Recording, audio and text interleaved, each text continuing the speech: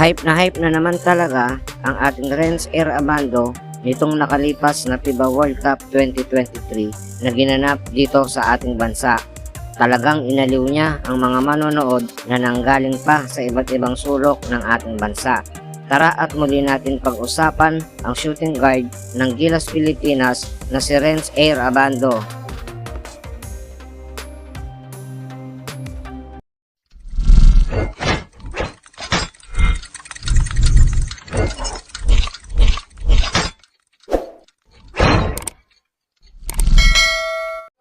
Kakaiba talaga ang karisma ng Pinoy player natin na si Renz Abando dahil alam natin kung gaano talaga siya kahusay sa paglalaro ng basketball.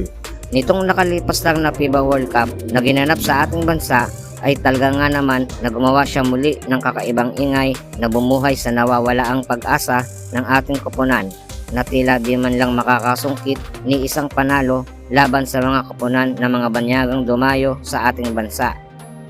Maraming nagalit sa ating mga kababayan kay Coach Chat Reyes dahil mukhang uulitin na naman ata niya yung ginawa niyang pangbabangko kay Renz Abando gaya ng ginawa nito noong nakaraang FIBA Asia. Dahil marami talaga ang nag-abang na mapanood nila si Abando ng personal dito sa ating bansa dahil nga sa Korea na ito naglalaro. So, wala nang pagkakataon na makita pa nila si Renz kung muli na naman itong babangkuin ni Chat Reyes.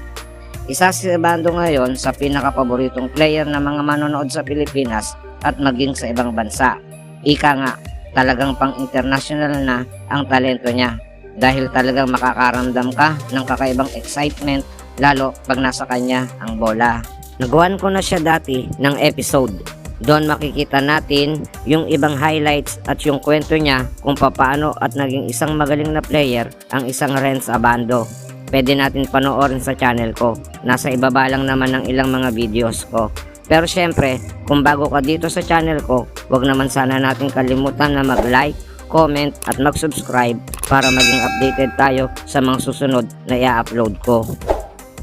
Balikan natin ng kaunti yung naging issue tungkol sa Final 12 ng Gilas Pilipinas dahil marami sa fans ni Abando ang talagang nagalit dahil dito.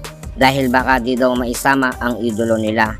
Nagkaroon kasi ng conflict para sa final slot dahil 12 players lang naman ang kailangan piliin para sa team ng Gilas Pilipinas. At ito nga ay si Ravena at si Abando. Marami ang umalma dito dahil una sa lahat ay magkaiba naman talaga sila ng posisyon at ng laruan. Si Ravena ay isang point guard at si Renz naman ay shooting guard at small forward. Yan ang posisyon niya nung siya ay naglalaro pa sa Korea. So, magkaiba talaga. Kaya marami talaga ang naguguluhan at nagalit kung bakit kailangan pagpilian kung sino sa kanilang dalawa ang dapat na hindi maisama sa lineup ng Gilas Pilipinas. Di ko nababanggitin kung sino ang mga di napili dahil kay Abando at Ravena lang naman nagkaroon ng problema para sa Final 12. Ang pinakasigurado ko ay si Newsam ang hindi nakuha dahil parehas sila ng posisyon ni Abando. Tapos ang naging ending pareho din namang kinuha si Abando at si Ravena. Ngayon, punta tayo sa naging stat ni Renz. Si Renz ay nag-average sa FIBA World Cup 2023 ng 5.2 point per game, 2.2 rebound per game at almost 2 block per game. Siya pa nga ang nakakuha ng number 1 spot para sa top blocker. Di man masyadong nabigyan ng mahabang oras si Renz sa paglalaro pero sinusulit naman niya bawat segundo kapag nasa loob siya ng court. Dobling sipag, hustle at depensa talaga kung kaya ang mga Pinoy fans natin ay talagang na-hype para i-cheer siya. Maging mga commentator natin ay ganun din. Sinasabi nila na itong si Renz Abando talaga ang pinaka-athletic para sa Gilas Pilipinas.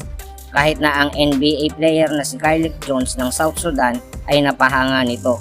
Ibang klase daw talaga ang sipag ng batang ito. Samantalang si Kyle Robinson ng China na naglalaro din sa NBA ay napapabugtong hininga at napapailing na lang kay Renz Abando.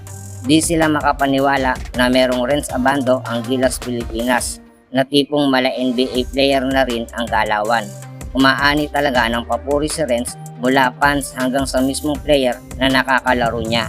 Ayon kay Renz, siya ay dapat nang pabalik sa Korea dahil nga nalalapit na ang opening ng KBL para mag-training sa team niyang KGC. Pero mas pinili muna niya na mag-stay pa dito sa Pinas para tapusin ang FIBA World Cup 2023. Dahil nga sa pinapakita ni Renz, maging international media ay nagkakaroon na ng interes sa kanya. Nagkakaroon na ng article patungkol sa kanya na tila parang gusto na siyang dayuhin dito sa ating bansa. Di naman siguro katakataka kung sakaling biglang mangyari ito, dahil alam naman natin na kayang-kayang makipagsabayan ng ating kabayan na si Renz Abando. Ang Essentially Sport mula sa US ay naglabas na ng article patungkol kay Abando na tinawag nilang Air Abando ay gumagawa nga daw ng ingay sa FIBA World Cup na nahahawig sa laruan ni Ja Morant, na sana nga daw ay makita ito ng mga scout para sa NBA. At mukhang marami ata talagang nagmamahal kay Renz, dahil nga sa pagputok niya sa media sa US, may mga agent at scout na kusang lumapit sa kanya, at isa nga sa mga kumakalat na balita ay kinakausap na nga daw ng Golden State Warrior itong si Renz Abando para maglaro sa kanilang team. Wala pa namang linaw patungkol dito, pero may mga nakapagsabi na kasi na itong si Steve Kerr ng Golden State Warriors ay interesado talaga kay Renz. Baka si Renz talaga ang maging pag-asa natin para magkaroon ng Pilipinas ng purong Pinoy na NBA player. Sabihin natin di muna sa ngayon, pero patuloy kasi ang pag-unlad ni Renz sa paglalaro, di imposible para maabot niya ito. Si Renz ay tutungo na muli sa Korea para muling mag-training sa kanyang team na anyang KGC para sa nalalapit na pagbubukas ng KBL. Tinapos lang niya ang FIBA World Cup kahit na dapat ay nung July 9 pa siya bumalik sa Korea. So, abang-abang na lang tayo kung anong pagbabago meron kay Air Abando. Dahil nga sa mga naglalabas ang balita kay Renz ay mas lalo pang tumaas ang value ng ating kabayan. Siguradong mas limpak-limpak pa na offer ang matatanggap nito.